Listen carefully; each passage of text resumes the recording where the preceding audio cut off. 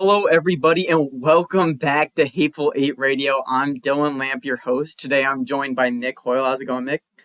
Hey, going great. Good, nice to hear it. And Brandon Berger. Hey, ready for the pod today. Love to hear it. So quickly, obviously, we missed last week, so we're going to do a quick recap. I'll just go over who won which game between week 12 and week 13. Give you all your congratulations. So, starting off, lay down the law versus the numbers game, a beat down, 179.36 to 107.34. Where's the lamb sauce? Beat out first down syndrome, 145 to 125. Bijan Mustard got another win, 126 to 119. Will versus Alec, we got 183 to 95, one of the biggest beatdowns of the season. Jaden Daniels have Jaden Daniels 132 to Magaquan Barkley's 117. Moving on to week 13, I picked up a loss in what was actually one of the biggest mid-offs of the season. I think it was probably the biggest mid-off of the season. 98 We'll to records later. Yeah, we'll have our historian fact check me on that one. 98 to 100 against Chubb Club. Congratulations, Chubb Club. 142 to 113, where Mick beat out Will. Magaquan Barkley just another beatdown to a numbers game team that can't catch a break. 169 to 124. Enzo versus Carson. Carson squeaking out a win against Enzo, which has major playoff implications, 132 to 133. And finally, Audie versus Alec, where Alec picked up a win, 113 to 78. Congratulations to our winners of these past 2 weeks. And moving on, we have a fun new segment that I'm excited to introduce to y'all. It'll be a rapid fire segment. I've been toying with considering it 2-minute drill. Probably shouldn't be tinkering on it mid pod, but it is what it is. Basically, we're gonna go around and just ask each other questions. We'll have to not ramble, which is difficult, especially for me. And we have 3 questions per each. Mick, you have a question for me. Why don't you start us off? Absolutely. Hey, Dylan. 2 6-6 teams, Ravens and Steelers. Who wins the division? That's a great question. So you have Lamar Jackson, who's been playing like 9 recently. And you have a Steelers team. Oh, yeah. Say again. Gotta be quick. It's gotta be quick. Sorry. And a Steelers team that's been it was hobbled together at the beginning of the season, and people were considering whether they would even make it to a over 500 record. I'm gonna say Ravens find a way to make it happen. I think Lamar Jackson gets over his injury, so Ravens to win the division. Brandon, I'm gonna say a big question to start us. Actually, quickly, I'll go to my second question. Is Lamar Jackson washed? No, I think before, and I'm not the biggest Lamar Jackson glazer. I think we got to see a lot more mediocrity, a lot more shitty games out of Lamar before we can call him washed. Again, this is one of those guys who you can't say he has like the perfect team. Sometimes he's got to make some big plays. Sometimes he can't do that. So no, I don't think Lamar's washed. Mick, is Alec legit? I have been talking up Alex's team all season, and yet when we went into the pretenders and contenders segment last pod, I did call him a contender. I am still leaning pretender. I just think the depth isn't really there. He's got a couple of those guys that are going to be good to carry him, and obviously as we're entering the postseason, all you need are those top guys to get you some wins, especially with the bye weeks going. But I just don't see him stacking up against some of the other teams in this league. Dylan, the Offensive Rookie of the Year has come down to a 4-horse race. Ted McMillan, Jackson Dart, Emeka Buka, Tyler Warren. Who do you have? Ooh, that's a great question. I'm immediately off rip. I'm in between Jackson Dart or Emeka Buka. I was really high on Emeka pre-draft, and he's shown to be the player that I thought he was going to be. Um, so, but with Jackson Dart, he has truly made the best of a worst case scenario. He just continues to show out week in, week out, dotting up his players. Um, and I think if his defense wasn't as dog shit as it is, and like kept them in games, then I think they'd have a much better record than they do now. So I'm gonna say Jackson Dart to win Rookie of the Year. Brandon. This is going to a question that we had, or not a question, but a prediction that we had in the preseason, where we said Panthers second in the division. Now, this is taking it a little further. Panthers have some very big wins this season. Can the Panthers win it all? Can the Panthers win it all? I think for the Panthers to win it all, they need a little more experience on their roster. I don't think it's happening this season. It could happen next season. I don't think this is a team that can win the whole thing just yet. Mick, not a big game, actually quite the opposite. Commanders versus Vikings shit off this coming football week. Who you got? Dude, 9 versus Marcus Mariota. Well, if 9 even shows up, I mean, that Mariota. dude's been fucking injured all season. Look, I don't think these are two teams with anything to play for. I think the Commanders at this point in time are a little bit more interested in tanking for a. Well, I was gonna say actually the Commanders are a little bit more interested in tanking for a draft pick. But if I'm not mistaken, they don't have a pick this year. They don't have a first round pick. So because of that, I'm going to say that the Commanders are going to try and go out there and get a win. I think that the Commanders are showing a little bit more fight than the Vikings have. So I'm going to go Commies to take this one. Dylan, there's some swinging it over to a college football question. You know, there's been some college football happenings, and we'll get into some of that. But who has the better season next year? Bob Chesney's UCLA or James Franklin Virginia Tech? I'm gonna have to go James Franklin's Virginia Tech. I love Bob. But I think that James Franklin is being put in a a better position to succeed than Bob. Bob, an East coach, head coach, going over to the West Coast. Historically, that doesn't usually go well. He doesn't have the recruiting base. Obviously, I think he's a wonderful coach, but just like simply with James Franklin being able to flip all these Penn State recruits, going into a chaotic ACC, it's like I think James Franklin is a good coach too. Except like I think his nickname Big Games James does not give him the credit he deserves. So I'm gonna have to go James Franklin, as much as it hurts my soul to say. Last off, Brandon, my last question. Give you some time. Pull up the AFC standings. Why don't you for this question? Sure. The AFC has been quite chaotic this year, as opposed to the NFC. I think the NFC is a little more structured, with who people think are the top contenders. I want you to answer me the question: who's the best team in the AFC right now? The best team in the AFC, honestly, they got taken down to the wire.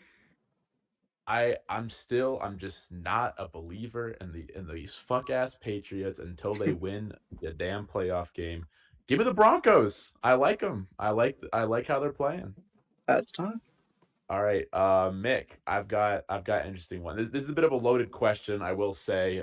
For those at home, I believe Mick is at least partial to Notre Dame, and you know how I feel about Miami. The U will never be back. But one of the bigger storylines right now is Miami beat Notre Dame earlier this season. A lot of their fans are arguing They have better wins over 4 common opponents. However, they have those 2 unranked losses. Mick, should Miami be in over Notre Dame? Man, oh man, this is actually such an interesting question. Look, there's there's just a lot to say about the state of college football and the committee and the decisions that they make. I think, gosh, so hard when I look at when I've watched both Miami and Notre Dame this year. Notre Dame to me passes the eye test better than a Miami does. I think Notre Dame, they're just a little bigger, stronger than Miami. The Notre Dame freshman quarterback, I'm drawing a blank on his name right now, but he's looked really good this year. Again, for a freshman. I Call me crazy. I think both. Okay, here's my answers to the question. Both Notre Dame and Miami should be in the playoffs over Alabama. So based. That is so based. Yeah, there we go.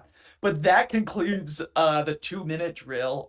Shout out PTI, pardon the interruption, our inspiration for this.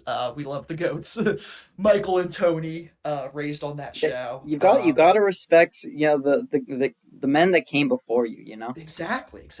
We love PTI, one of the only good sports shows still going out there.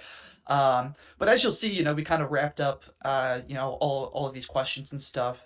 We wound up dipping into the world of college football because, boy howdy, has there been a lot that's happened in the world of college football in the past 2 weeks, whether it's just kind of in our personal lives with the news of Bob Chesney moving on to UCLA, or the grander picture of college football, the playoffs, the rankings, and of course the kind of the story that's been dominating the headlines, Lane Kiffin to LSU.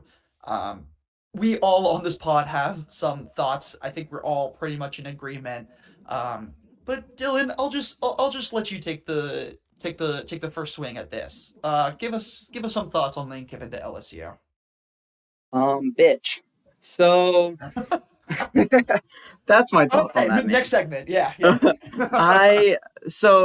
Give our listeners some context as to my thought process when it comes to stuff. I'm someone who romanticizes a little bit how the old ways of you raise these kids to be good people. You come to a school, you play there for 4 years, you have a head coach that's been there for 20. They built something there, and that's been something that's meant a lot to me, especially growing up on Virginia Tech football, where you have a guy like Frank Beamer who built the Virginia Tech football program into something truly special. And so that's where I'm coming from when it comes to this stuff. So when we're talking about Lane Kiffin, right, from just that perspective, not even talking about NIL yet, we're talking he's taken this SEC team, Ole Miss, who has historically never done anything special. They go on to have this wonderful season. All the fans love him. The kids love him. Pause. Also, some additional context, Dylan. Yeah, the kids love him. This is Lane Kiffin's 6th year at Ole Miss, right? This is what he's been building towards. He's been building towards this season. Yeah. And so then that was useful context. I didn't know the exact time that he had been there, but it just hurts me to see a person go and he has the fucking gall. First of all, I'm a fucking religious man, but he says he's like, I need to go talk to God about this decision about whether or not I'm gonna coach at Ole Miss or I'm gonna coach at LSU. And hey God, should I take a raise for $600 billion? Yeah. And God said unto him, yes. Exactly. Yeah. I mean, I'm famously God's teachings are to go and do what's best for you and act selfishly. I think selfishness has always been a key part of the Bible. Yeah. Core testament, right? So I'm just sitting here and I just can't help but think, what a bitch. You guys can jump in on like just talking about like Yeah. NIL and because that's also I just a whole nuanced thing. But that's just my thoughts. It's so funny. Actually, the other night, me and my girlfriend were hanging out, and she was like, "Have you heard about this Ole Miss head coach guy, Maine?" I was like, "Oh, Lane Kiffin." She was like, "Yeah, my roommate was talking about him." And really, I think like it really comes down to like ultimately, if it's the SEC, I don't care. Every single one of those programs can go 0-12, and I would be happy for the rest of my days.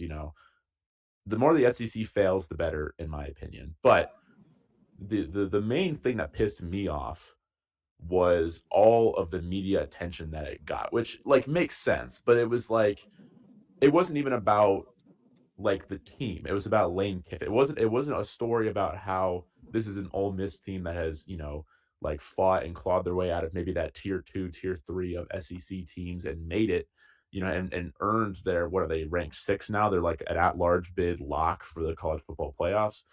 This like it's not about the work of the team. It's about their drama queen head coach and if he's going to go leave them for greener pastures, at LSU and take a big bag, which, it's not even about when a player goes somewhere for more money, there's something to be said for like, oh, like gotta look out for yourself, gotta look out for your family. We're talking about a guy who's going from like $120 million or whatever the fuck his contract is to like $160 million. You know what I mean? Like, is the 40 mil really gonna change your fucking life, buy a second yacht or something? You know? Yeah. So it's really like the fact that it's all about him and not about the accomplishments of again because really it should be about the players, like Hmm. these coaches are really really important, don't get me wrong, but they're not the ones going out there tackling guys, fucking up their bodies, like which is a real thing, that you're putting on the line as a football player.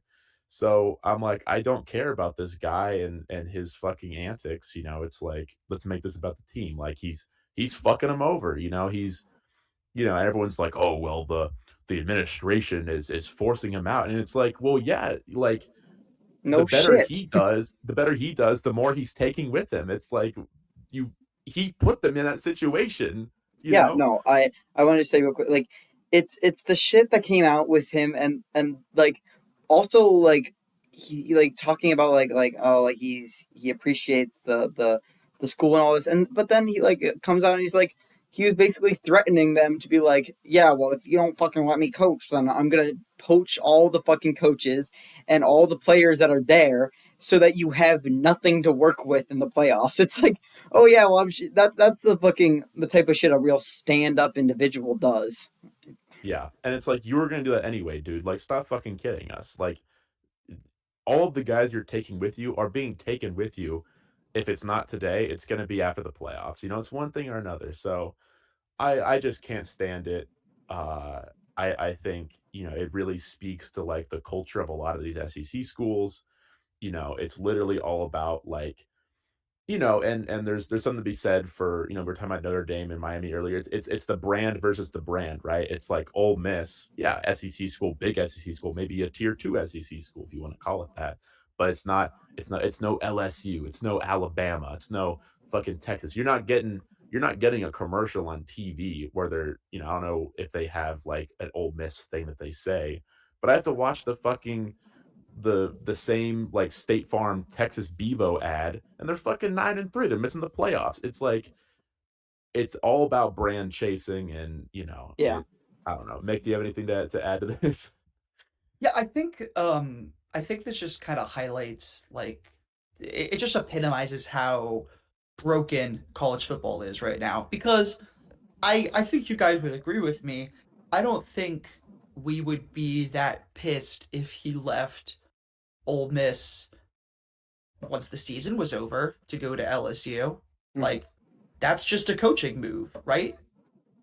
That that happens, you know. Sure, it's to a rival school. Sure, it's to like um a competitor, you know, in a lot of senses. But it's not, you know, it's not unheard of. It's pretty common, honestly, that you know these sort of these changes happen. Um, you know, the reason that Lane Kiffin left when he did like, think about it. National Signing Day is today, December 3rd, when we're recording this pod. Like, the cycle of college football is broken. Like, LSU demanded that he report, to the school, uh, you know, before signing day so that he can recruit. Um, I think it just, like, it's like you guys were all saying. It says a lot about his character that he is just so willing to uh jump ship the way that he did, and just abandon this awesome thing that he'd been building. This Lane Kiffin has a history of doing this. He is known to sort of bounce around. He's been known to be a great football guy, but not a really great guy to work with. There's not a lot of people that have a lot of positive things to say about him as a person.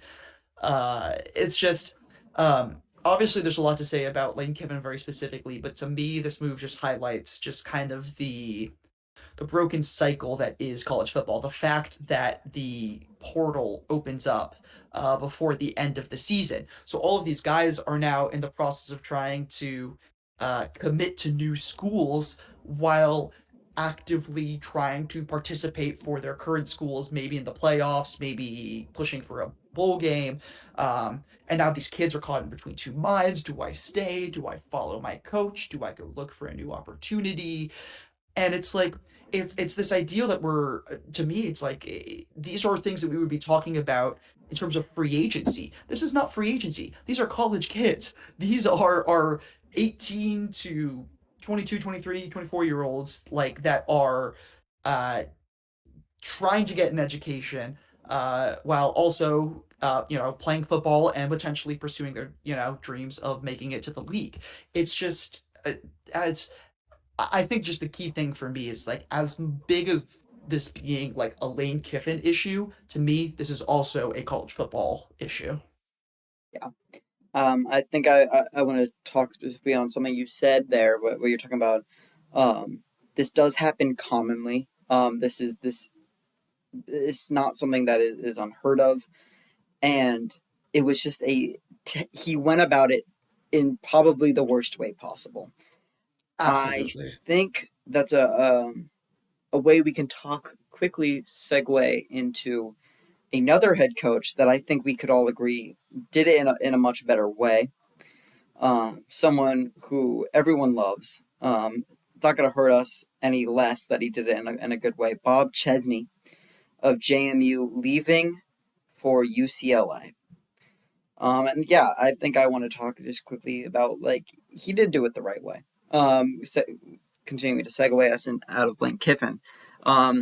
He's going to be there in case we make it to the playoffs, which would be amazing.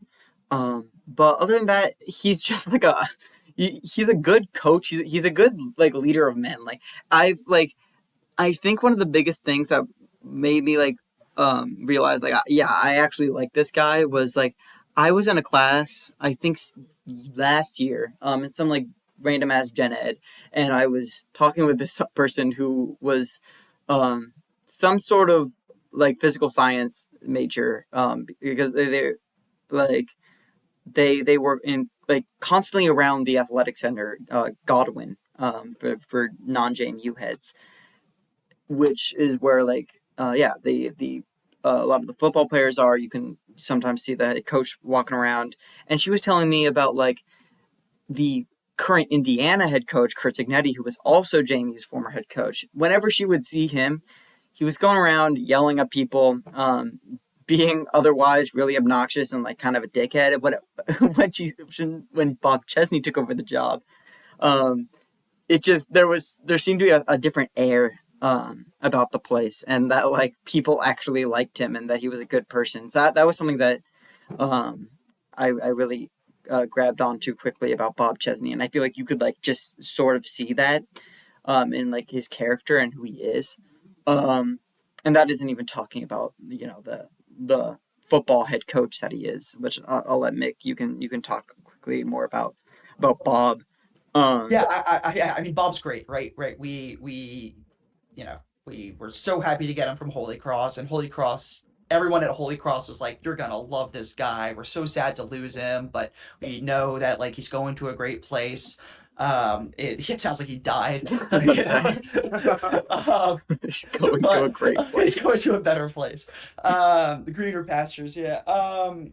But like it was just there was the when Kurt Signetti left JMU, it just left a bad taste in all of our mouths. Not similar to Lane Kiffin's situation, not because he left, but because of how he left, and the fact that kind of immediately when Signetti got to Indiana, was pretty quick to just start talking shit on JMU and kind of downplay his time there, Oh, and really? Wait, he can you was speak to not this? very I did not know he was about not this. very kind to us. He was very open about how he wanted to like he was not shy about wanting to take all of JMU's players. The first photo that he ever posted on his Instagram was him getting to the Indiana job was him sitting at the Indiana desk with a folder that said like JMU players on it or something like it. Like Dude, he he made was it such a very bitch. clear that he wanted to move on and he wanted to take all of the cool guys that he liked with him and just leave JMU in the dust. Like he wasn't afraid to just move on and leave JMU. Um, I I think we all get the impression that Bob isn't going to do that. He hasn't even spoken very publicly about the move. It's all been pretty just sort of reported. Um, but I think because of that, it means that to me, he doesn't want this to be a big deal. He doesn't want this credit for getting the UCLA job that I think like Signetti wanted credit for getting the Indiana job. Kiffin wants credit for getting the LSU job. Um, I think just Bob Chesney sees this as the next logical step in his career as a rising, up and coming football coach. And like, it really can't be understated how good of a football coach he is. I mean, Dukes are currently 11-1, with our only loss being despite it being a 2 touchdown game, a really close game against Louisville, where if we do a few things differently, I mean, we we were maybe get leading a win in that up game, until the and maybe fourth. right, and we're looking at right, exactly, and we're looking at a potentially undefeated season with an almost guaranteed lock into the playoffs. Um, he's Dylan, you spoke to it. The guys love him. The guys get behind him. Not saying that they don't do that at other places, but there's just um, I think you spoke to it very highly where there's just an air around Bob where he's just like a genuine guy, a good guy that has come in, he's done a great job, he is committed to seeing the season out, which there was that whole thing with Lane Kiffin being like, "Oh, I wanted to see the season out, but the athletic director didn't let me." The athletic director made it very clear to Lane Kiffin that if he decided to leave mid-season, he would not be allowed to continue coaching the team. Uh, I think again that just says a lot to Lane Kiffin's character and like him being faced with that decision and being like, "Well, okay, I'll take the selfish route and go in my own way." Um, Bob Chesney's a really good football coach. Similar to Kurt Signetti, he's just a winner. He wins where he goes. He kind of has this air of like building, transforming programs. Uh, I I I like, and Dylan, you're right. There's like these East Coast coaches that go out west. Really, they struggle. They don't tend to have the best track records. Bob Chesney's an East Coast guy. He's from Pennsylvania, I believe. Coached at Assumption College, which is I think a Mhm. Northeast school. Holy Cross Northeast School. JMU Mid Atlantic. Um, but he doesn't strike me as the type of guy that is gonna struggle to fit in somewhere. Yeah. He just seems like the type of guy that is uh um there's that classic thing about what's that, the James Harden quote? He's like, I don't play in the system, I am the system. Truth. Bob Chesney is the system.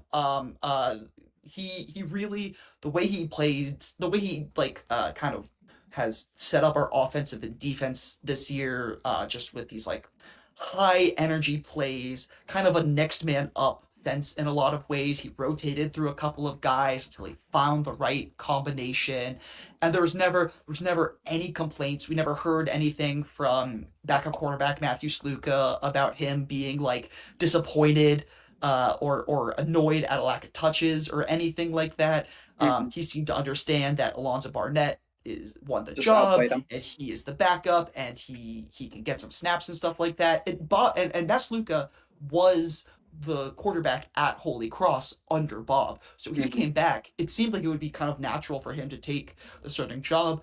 But when he didn't, it's not like you heard anything bad. Matt Sluka has said nothing but glowing things about Bob.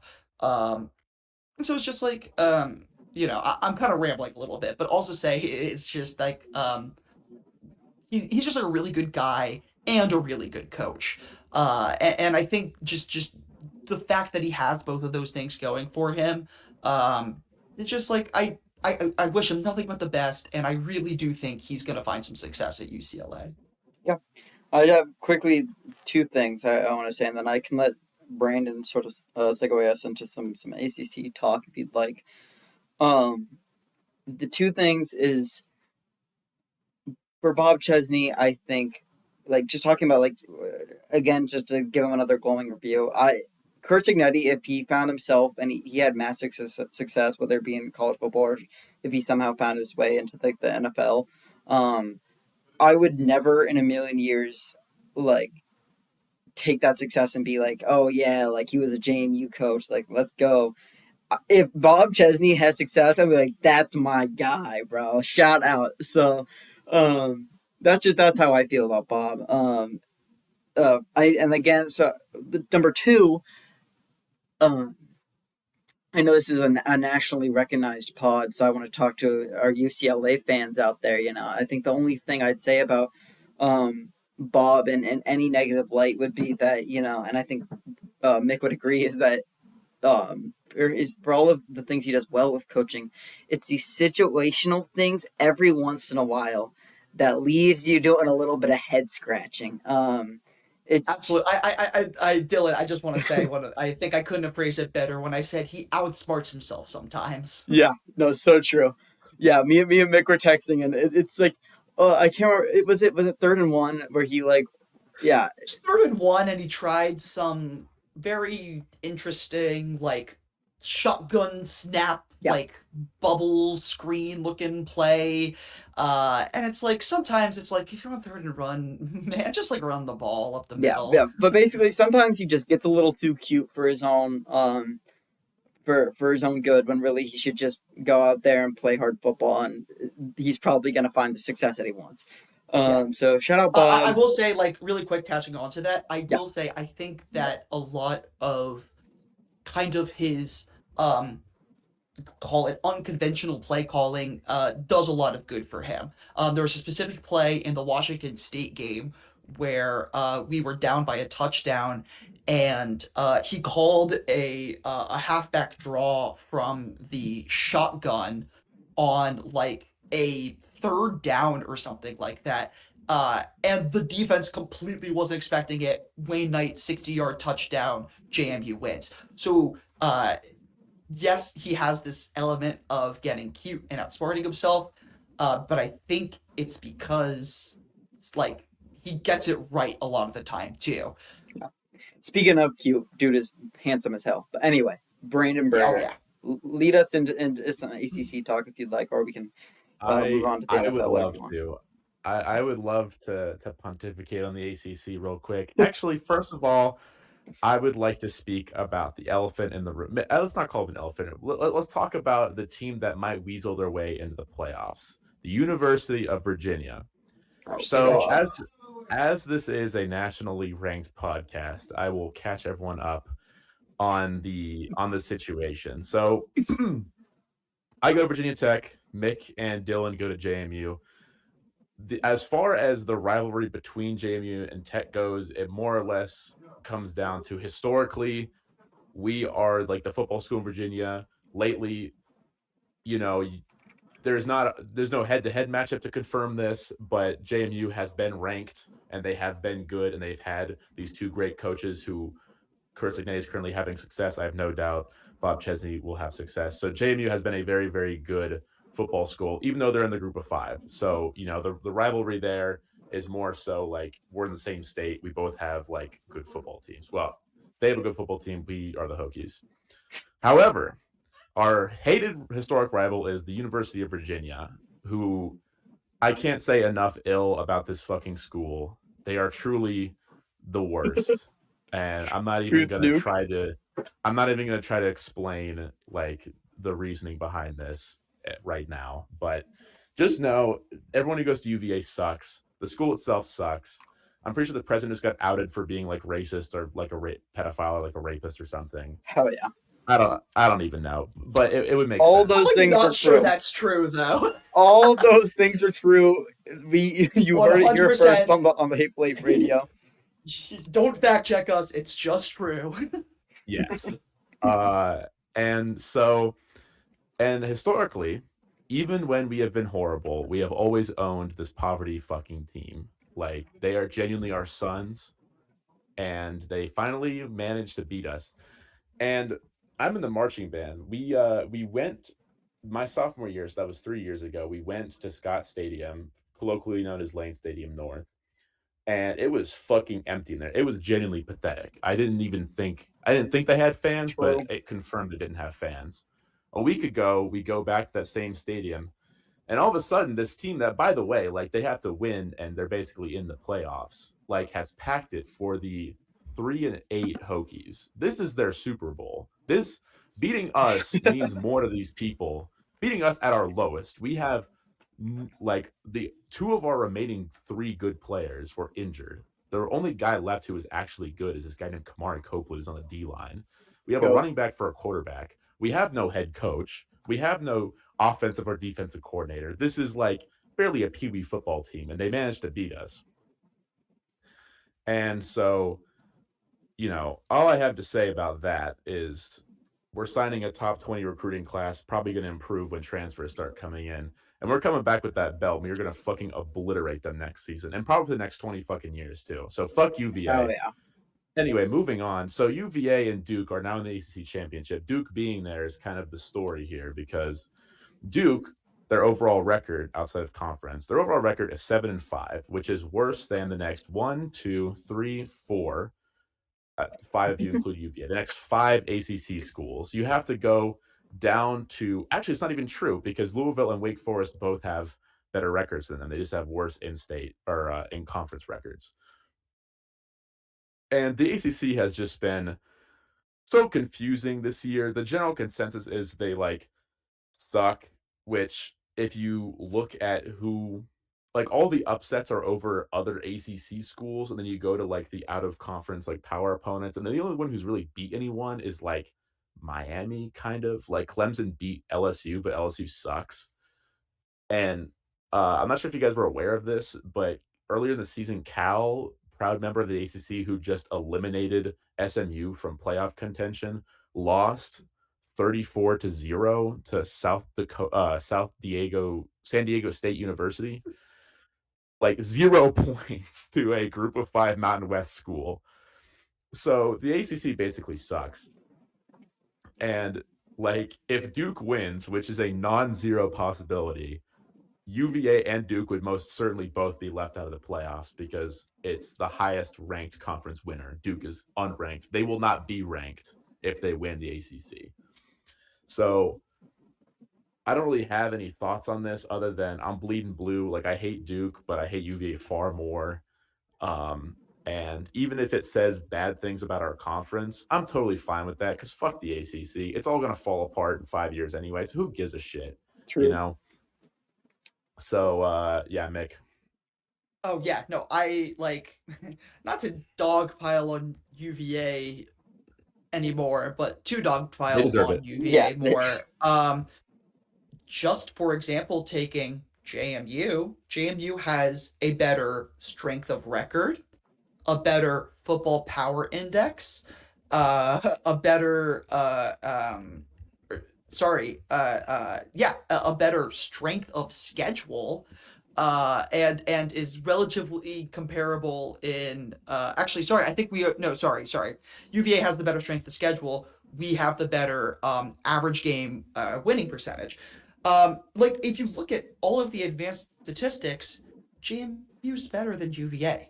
It's just the fact that UVA is playing in the ACC, and the Sun Belt sucks this year too. I'm not trying to like hype up the Sun Belt. I'm trying to say that like the fact that this UVA team can almost sleepwalk their way into the college football playoffs is just shocking to me. Like it's like they're just frankly not that good, and they're taking advantage of like you're saying this like totally messed up ACC that just seems to be beating itself up, and it's just shocking like that. It's shocking to see how the committee values UVA and how their performance in the ACC is compared to like a JMU's overall season or a Tulane or a North Texas's overall season. Uh, it's just and also let it be known that Virginia's athletic director is a member of the college football playoff committee, one of the 13 members. So one of the 13 people who decides the college football playoff rankings and who goes where is University of Virginia's athletic That can't be a director. conflict of interest. Right. I couldn't Right. possibly. Clearly not conflict of interest. Clearly nothing shady going on. And UVA's they're fine this year. They really are. They're fine. They are a solid football team that is taking advantage of all of the other ACC teams just shitting the bed this year. And So might I add, of the schools in the ACC who were at one point ranked or generally agreed upon to be the better ones, they ducked Miami, they ducked Georgia Tech, they ducked SMU, and they barely beat Louisville. They lost to Wake Forest, and they also lost an out-of-conference agreed-upon game to NC State, who is in the ACC.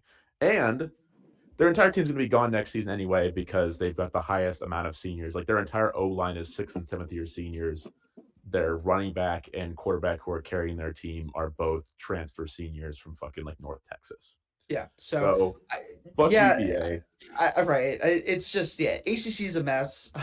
Like you said, there's so much, there's so many issues with how there was the whole thing last year about the TV agreement and how much of a mess that is and how everyone in the ACC is like locked to these insane multi-year contracts to stay in the ACC.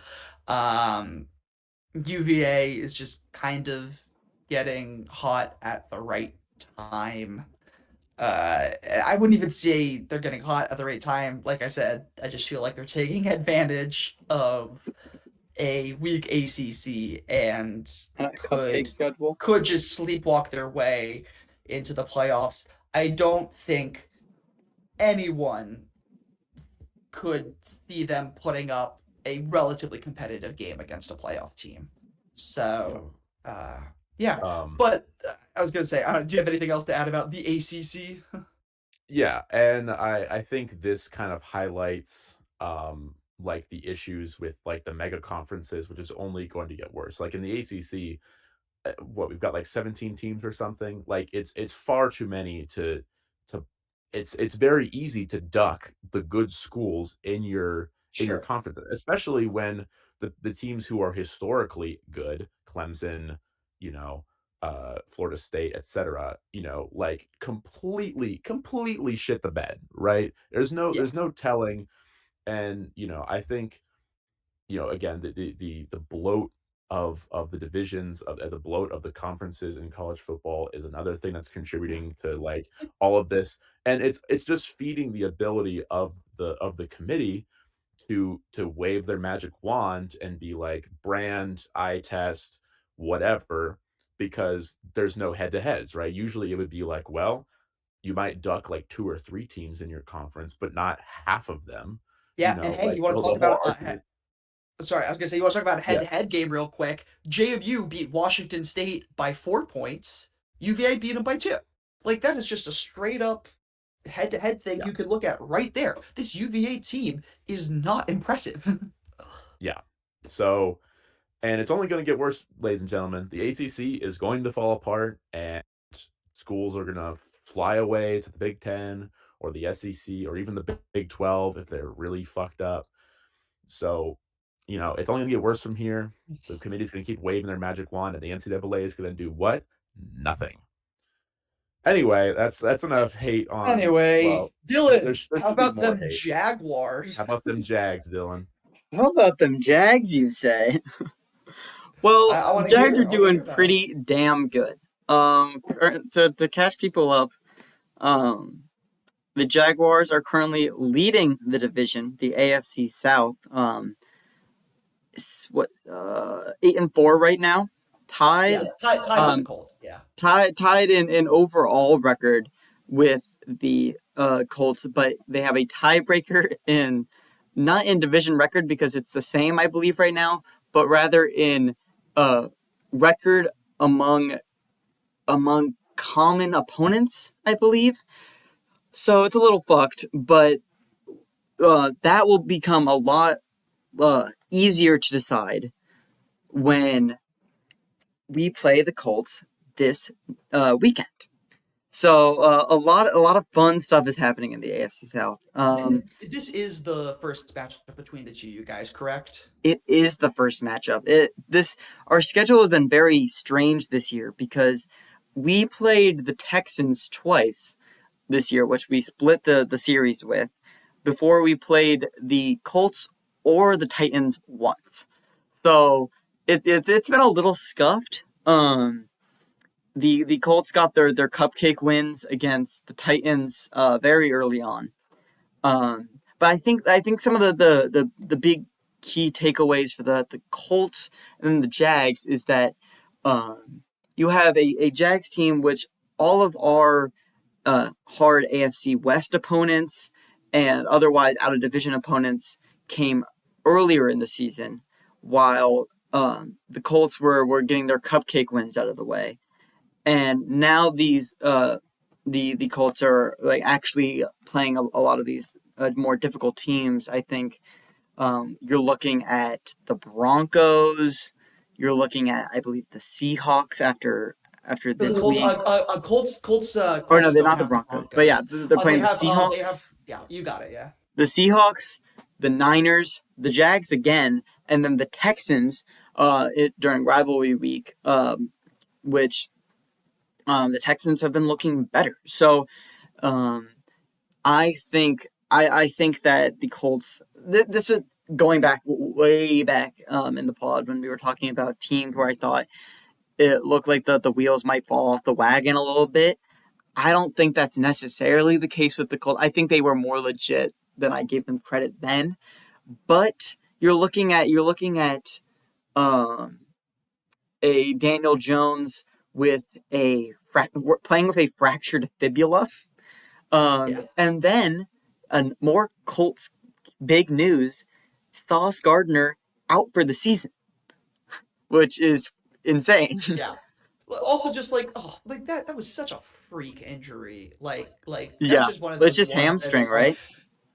Well, yeah, but I think it was his calf, if I'm not mistaken. Oh, calf. But You're a calf injury. it was such a weird play where he kind of had to pull up very quickly or something, and then just like boom, there goes his calf. Like just one of those injuries that it's like, damn. So yeah. No, I was just saying, so tough to lose him at this point in the season. It is tough to lose him, especially when you're going against a dynamite Jags offense, right? We're starting to come alive. The funniest thing about the AFC South is that the Texans actually have like the easier out of division opponents right now. Like they've only got to play, the shittiest Chiefs team in years, a shitty Cardinals team, the Raiders, and the Chargers, who are not nearly as good as we thought they were, and then they have to play the Colts again. Like the Texans could win 3 or 4 out of the next 5 games, like 100%. conceivably. And it could be a down to the wire finish in the AFC South. So yeah, that was this is the most exciting that this AFC South division has been I think ever. So it's exciting to see It's as a been a Jags fan. very long time where it's like, wow, there's like 2, let alone 3 potential playoff teams. Yeah. I think you hit the nail on the head, Dylan. Like this Colts Jags game is gonna say so much about both teams, and listen, like I've been riding high on the Colts all season long, but you said something that I think kind of just has a lot of truth to it. It's just it's I don't want to say the Colts are they're trending slightly downwards. But like two super close games lost by touchdown or less to the teams that they played, kind of like that like Texans game that was like probably should have won it, but they didn't. And it's this Chiefs game that was a super close score. But it's just like this is the game where we're really gonna see, are the Jaguars gonna be able to build up on this 3-game winning streak? Are they going to be able to sort of ride this momentum? Or are they going to run into this Colts team that, like, maybe on paper looks better? It's hard to tell. Honestly, I think there's very little to split these two teams right now. But this is honestly something that I think it's fun. I think it's going to be super cool to see like 2 crucial games between the Colts and the Jags at the end of the season to sort of parse them apart. And really going to be big playoff determining games. But I think, I think in general we can all kind of acknowledge that we both see the Jaguars and Colts as playoff teams. Hey, maybe even the Texans are able to get in there. But I just kind of want to take a moment and just kind of pitch it to you guys, like as we're really kind of getting down to the nitty gritty, getting close to the playoffs. The Bears are the 1 seed in the NFC East or in the They're NFC so right tough. now. On a what? 8-game win streak? Sorry, 5-game win streak. I don't know why. I think it's like maybe 8 of their last 9 or something. They are on just a tear. Sorry, yeah. So they lost their first 2 games of the season. 1-4. Lost to the Ravens and have won 5 again. I mean, just like the NFL just seems like it's just wide open this year. Yeah. Like teams coming out of nowhere. I mean, like the fact that the Bears are atop of the Rams, the Eagles, right? The Bucks, the Seahawks. Like these are teams that at the start of the year we were like, yeah, these kind of look like playoff teams. But it's like no one really knew what the Rams were going to look like coming into this year, and Matthew Stafford is now, in an MVP race with Drake May. The Eagles, despite this 8-4 record, our Eagles fan on the pod can attest it is a very shaky 8-4 record. You have a team Maybe like the they're saying it's Seahawks, the shakiest. the shakiest. They're saying. They're saying word on the street. You have this like 49ers team that I think a lot of people would have had really high up at the beginning of the year, and then just injuries have decimated their team, and they're now trying to claw their way back into a playoff spot. I just really want to like kind of quickly throw it out to you guys and just say, if you have one team to look out for the rest of the season, who are you guys going with? Brandon, do you have a team real quick? Yeah, low key, watch out. Let me go with kind of a bit of a mini rivalry. Like, look out for the Ram. I believe in the Rams. I as like Look I out for the think 9-3 team. yeah, I think well, yes, obviously, but like I think of the NFC North, I think the Bears will win. I don't think the Packers will make it in. I don't like how the Packers look. But like the fact that the Rams are doing this well in a pretty like loaded NFC West squad, like the Rams and the Seahawks are both like legit Super Bowl teams. So if you're sitting in a division that loaded and you're doing that well, like the Eagles are shaky 8-4, and the fucking Cowboys are 6-5, the Commanders are 3-9, and the Giants have like been decimated. You know what I mean? Like we basically Shout have out. 2 complete non-factor teams, and the fucking Cowboys who don't have like a defense, and we still can't like pull away from the pack. So I think I always look at like how's your division looking? Are you able to like sit comfortably atop of it despite how strong it is? And they were the 1 seed last week just because they lost to the Bears this week. I still believe in these guys. All right. Well, I'll quickly. I disagree with you a little bit. I'll throw out two teams to look out for. One, obviously, my Carolina Panthers. They could win it all. Suck my dick. They just gotta win what 3 good games in the 4 good games in the postseason that they're in, bro. I don't know what to tell you. Like they're if this team when they're hot could beat Tom Brady in his prime, and no one could tell me otherwise. Panthers are brutal though. They have to face the Bucks twice and the Seahawks to end their season. Yeah. Well, I mean, I don't know. They've shown that like when they're hot, they're hot. So it really is like a. Yeah, we'll see. I mean, it'll be those Bucks games that'll like determine the NFC South. So Yeah, and then my second team, disagreeing with Brandon slightly, I think the Cowboys in the last 3 weeks, um, have like yes, their defense is dog shit. It's looked better, but I think purely just this, with just how explosive this offense is, they're a team to look out for. That like if they sneak into the wild card, they could upset your team when you're not expecting it. Now, do I We're talking think about that the they're Cowboys here, dog. dude? Like I'm sorry, but like we're talking about the Cowboys here, I dog. literally don't care. Jerry Jones is not the one out there. Like it every single year, it's a new team. We got to put our bias aside, and I know we all hate the Cowboys, but like I think Dak and CD and George Pickens. When CD's not hot, George Pickens is. When George Pickens isn't picking it up, CD finds a way.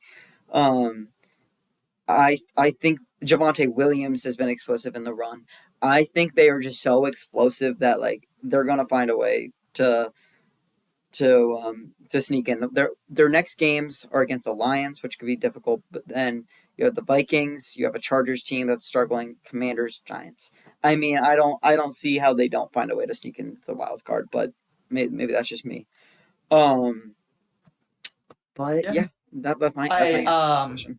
I think the two best teams in football right now are both in the NFC West. The Rams, which we already talked about, the team I kind of want to touch a little bit more on, the Seahawks.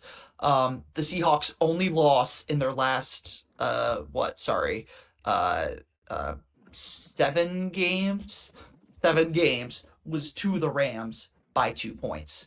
The Seahawks team is legit. Their defense is awesome. You know what they say, defense wins championships.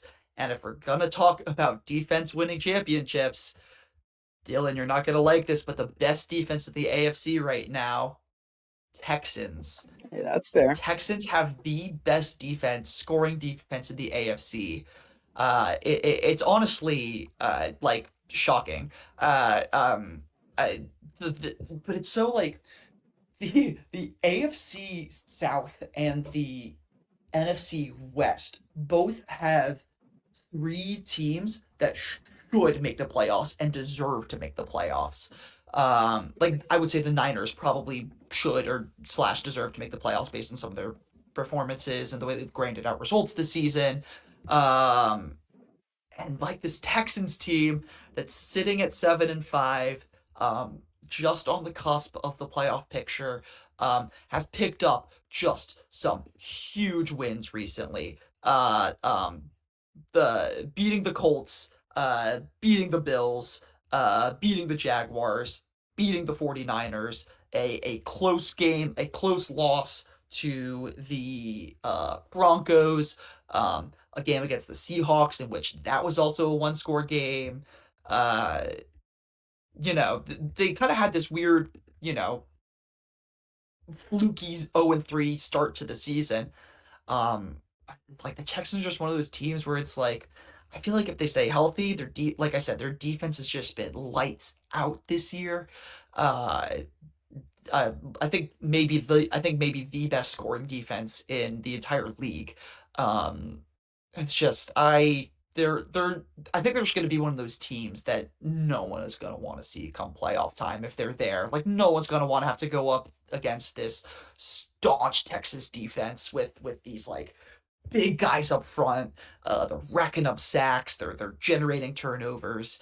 Um, and so we'll see what it looks like to come down the stretch. But I think there's one team that we're all kind of dodging, and that has to be the 11-2 Patriots. I know that some of my fellow podcast hosts have thoughts on the 11-2 Patriots, so I'll just leave the floor open. Brandon, I'll let you take it away. Fuck the Patriots, dude. Okay. As a matter of fact, fuck the entire city of Boston. You want to talk about the least deserving city of a good team outside of maybe LA, but LA doesn't even count because they don't even have real fans. Boston is the least deserving actual fan base in all of major sports. How many good teams do they have right now? They have the Red Sox, who are perennially at least pretty good, the Celtics, who just won it all, and they like have the most rings fucking ever, including some in this century, you know. And then they have the Patriots, who had a dynasty like 7 years ago, and now they're 11-2 again.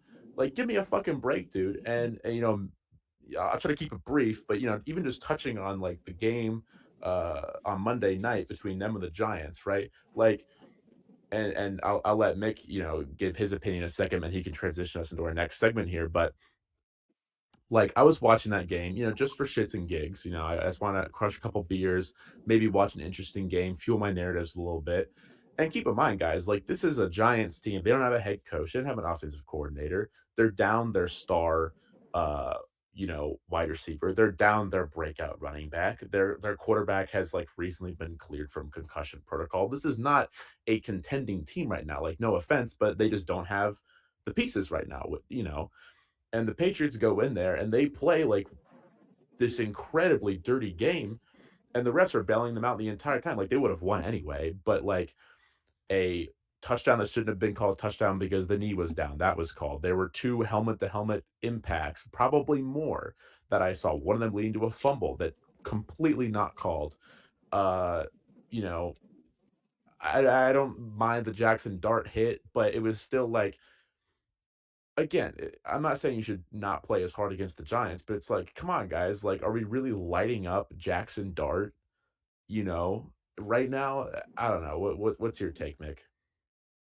The thing I keep going back to about the Patriots is just this absolute cakewalk of a schedule they've had this year. I mean, like, listen to some of the teams that they've had to play this year. First off, they started off the year with a loss to the Raiders. The what, 2-win Raiders? Is that one of their 2 wins all season was against the 11-2 Patriots? Um, they also lost to the Steelers, which makes up their 2 losses, but wins against Carolina, the Saints, the Titans, the Browns, the Falcons, right? They can get wins off of the Jets, the Giants, the Bengals. Like they are not playing anyone competitive. The only like real competitive games they've had are from like the Bucks, which they won. The Pats won that game. It was a close game. It was a 1-score game. And then the Bills, right? They got 2 Bills games a year, and like that's But, it. but, Like but keep in it's this mind, absolute. even the teams that we thought were going to be the good ones in their cakewalk schedule, because going in, we knew they had the easiest schedule, but even the good Yes. teams that are playing aren't as good as we thought they were going to be. The Steelers aren't as good as we thought they were going to be. The Bills aren't as good as we thought they were going to be. The Falcons were somehow worse. The Jets were somehow worse. The Dolphins were somehow worse. Like, their hallmark win is over the Buccaneers barely, and over the Yeah. Panthers. It's like, if you have 2 good wins and you're 11-2, like, give me a fucking break. You Yeah. barely beat the Panthers. They simply aren't playing a single like they might not play a single playoff team in the regular season. Like, Yeah. can you imagine that? That is ridiculous. Like, they're not playing anyone from the AFC South. They're not playing anyone from like the NFC West. Like, do I think the Patriots are I don't think they're a necessarily good or a bad team. They are just a completely unproven and untested team to me. And teams like that, whenever they get to the playoffs, tend to underperform because they are not prepared for what happens when you're put under serious pressure in a meaningful football game. I truly do not see like the Patriots really doing anything despite their record. Like it all just feels like fluff to me. Coming in with the easiest record, like literally the easiest strength of schedule coming into the season. And guess what? They've beaten all the bad teams. Whoop-de-doo. We'll see what happens come the playoff time. But speaking of playoffs, we are getting It's rivalry week. It is rivalry week. We are Boy. getting down to the wire here in the Hateful Eight. Yes, rivalry week. Did we do rivalry week last year? Oh, we did not. This is the No, first We we episode. did it. Yeah. First ever. So we did make rivalries. Like we did make like little Yeah. bowl games. But we decided that we wanted to make the last week of the fantasy regular season be a rivalry game. And gosh, the playoff implications, the implications as what's the actor from It's Always Sunny? I don't know. Danny. Dennis. Oh, Dennis. Well, that's the Danny DeVito. character's name, but Yeah. Dennis. Yeah. Dennis. The implications. Oh, so true. Yeah. Gosh, like it's gonna be such a fun week of fantasy football. I don't know if either of you guys have anything in particular you guys want to talk about when it comes to rivalry week. I think we should just, unless you guys want to talk any of this like specific games and matchups, but I think it'd be fun just to go and talk about some of the playoff hopefuls, because we were talking about that before the pod and what it would take. Some people need a lot more to happen than others, but just what needs to happen for some of these teams to win, to get into the playoffs. I think a great place to start is probably John. I can sort of take us away from here. John, a team who, as we can all remember, could not have been riding higher at the beginning of the season and has gone on what's the losing streak right now? 7-game losing streak. A historic losing streak. Oh, it's. I mean, Yes, 7 games. I would like to be impartial as a podcast host, but I can't be impartial as his rival. And I mean, I don't think like I could see a more beautiful thing than that 7 and that L right next to his name on the Sleeper app. It is truly beautiful. Now, John still has a chance, even though he is out of the playoffs currently. A lot of these playoff hopefuls, a lot of what needs to happen is that they need these 6 and 7 teams, these 5 and 8 teams to lose, right? So John is in a better position than most, a lot better than the other 5 and 8 team, Alex, because John has a much better points for than Alex, right? So help me out here, y'all. Like, what needs to happen here for John? What are some of the scenarios where John makes it into the playoffs? John needs to win. And so he just needs people to get to 6 and 8, you know? Right. Yeah. So and he needs the people who are currently like 6 and 7 to drop out of the playoffs. I think right now that's Carson and Will. Carson, So Audie, and Will are all 6 and 7. right. So he needs at least 2 of Carson, Audie, Will to lose, and he needs to eclipse the points of, I guess, 1 or 2 of them, which he currently is. Pretty much, John needs two L's and he needs to win. So it's not win and end. I think the only win and you're in team is Dylan. But I think even if Dylan loses, he's still in. I'm 100% in. Yeah. So I think the only like win and end team is like what? Carson, I think.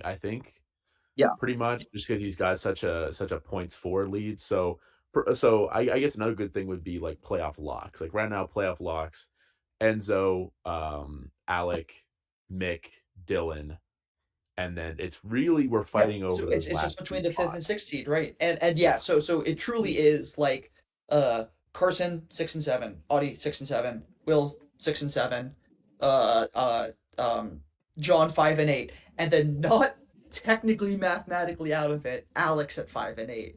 I believe Dylan had said earlier that there is a 2% chance. So Alex, you can be praying on that. Yeah. Uh, like it really is just a thing where if John wants to make it into the playoffs, he needs everyone to be at 6 and 8 so that he can then finish above them all in terms of points forwarded. Like John just needs everyone to get to his level, and it does require John uh winning and getting breaking his 7 game losing streak, playing the hottest team in the Hateful Eight, 4 and 9, Oh, Magaquan Barkley. it's That's incredible. right. That's right. Yeah, Oh, so Yeah. uh For I, and I all think these teams, yeah. it all these teams, it starts with a win, right?